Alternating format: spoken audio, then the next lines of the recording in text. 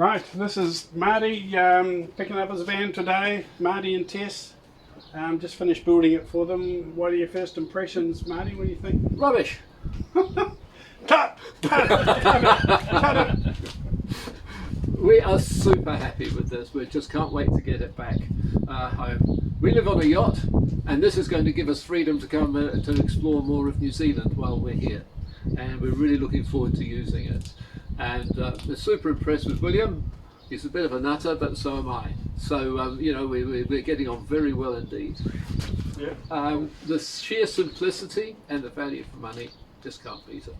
Yeah, no, very, very cool. And look forward to seeing you around the traps, out camping, maybe with the camping group. Yeah, that'd be cool. That'd be nice to do. Yep. And there's a lot of vans out there on the market. A lot of vans on YouTube and on market and for sale. Why did you choose the KVM vans? Well, once we saw you in one of your videos, that was it. We thought of it. William, he's the man. I'm not too far off with saying that. It was just a natural passion. I didn't feel like I was being, you don't feel like a dealer, you don't talk like a dealer. I don't think you've ever been. Have you ever been a used car salesman?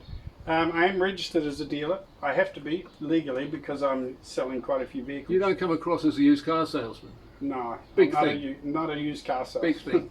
Big thing. I don't have crocodile skin shoes. Or pointy shoes.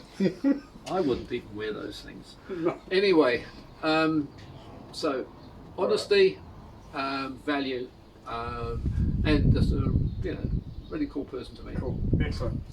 Thank you, Marty. Appreciate it. Say hi to Tess, and hopefully we'll see you around the traps when we go camping. Yeah, we've got to come back so she can get her muffin. Yeah, muffin and coffee. Make good coffee here, guys. Yeah, really good coffee. KVM inspire you and me, feeling only free.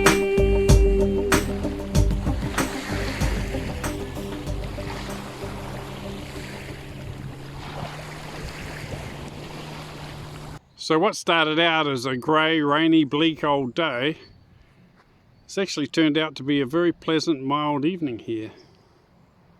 So peaceful. Really nice. And this is the dam that runs across Lake Karapero.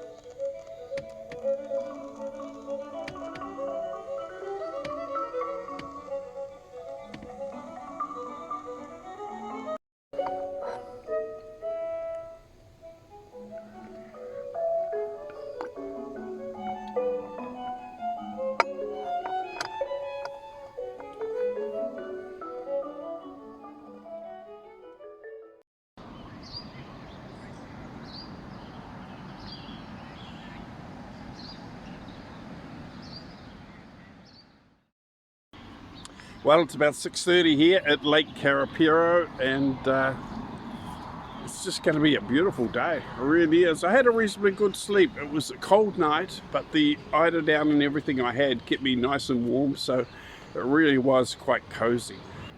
Let's have a look at the facilities here, the kitchen facilities. So you could actually cook. Could actually come in here if there's a group of you, sit down, cook your dinner together. Everything's very clean and tidy, really nice facilities. I brought all my dishes over here and I washed all my dishes here. Got a fridge, stove, got a toaster over there if you want to come over and make your breakfast, cook some toast. Got a fridge, you could put a few things in there and just put your name on it. Really nice. Lovely. So as you can see, there's a lot of canoes here getting ready for the event tomorrow. I think a couple of the schools were down here practicing today, they're rowing. Got a big toilet block here, so you can have a shower if you want. Shower, toilets, everything here. So I'm heading over towards Rotorua this morning. Got a bit of driving to do, so I'm up bright and early. And I'll probably stop somewhere along the way and get a nice cup of coffee. But after yesterday, this is just a gorgeous day. It really is beautiful. It's going to be a lovely drive today. Right, so I'm going to get on the road and head over towards Rotorua, where we'll stop somewhere by the lake and have some lunch.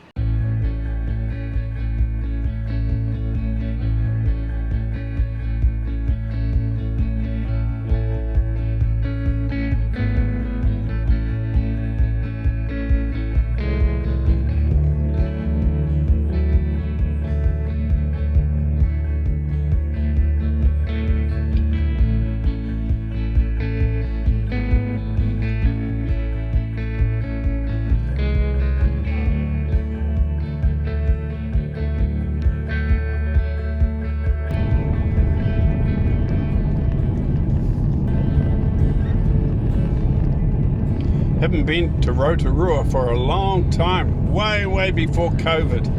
So that's going back a few years.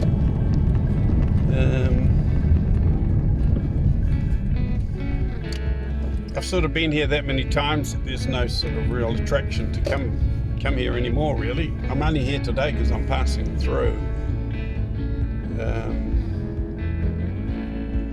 Yeah, so we'll stop up here by the lake, have a bite to eat, and drink, maybe a fruit juice, and then we'll head on over towards Maketu and down to Little Waihi.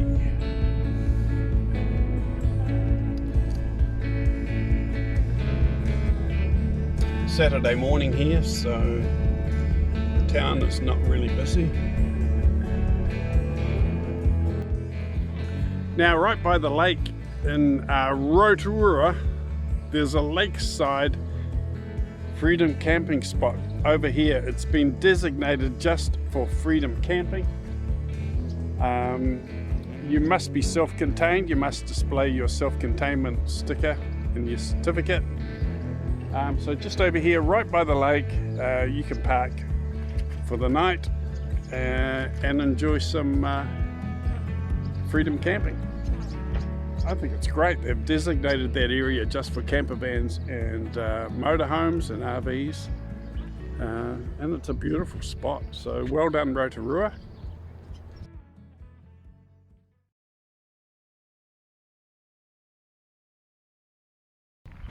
Well, I took the wrong turn. I'm somewhere on a road between Rotorua and Whakatane.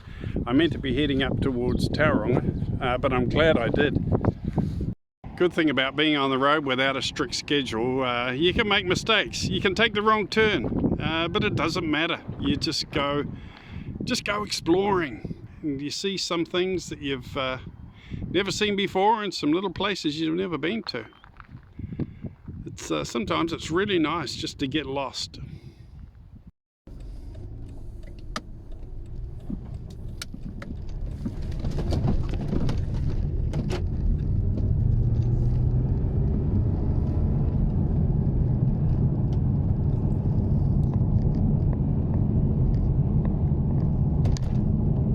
Right, so I'm back on track again. I've just turned off the main highway that runs between Whakatane and Tauranga, and I've turned right and I'm heading out towards a historic village, a little town right on the coast called Maketu. And then when we hit Maketu, we are very close to our campsite. A two-horse town. So this is Maketu. That's about it. So we're going to turn right here and we're going to drive over the hills just going to drive over these hills and down into the little backwater place called Little Waihi, right on the estuary.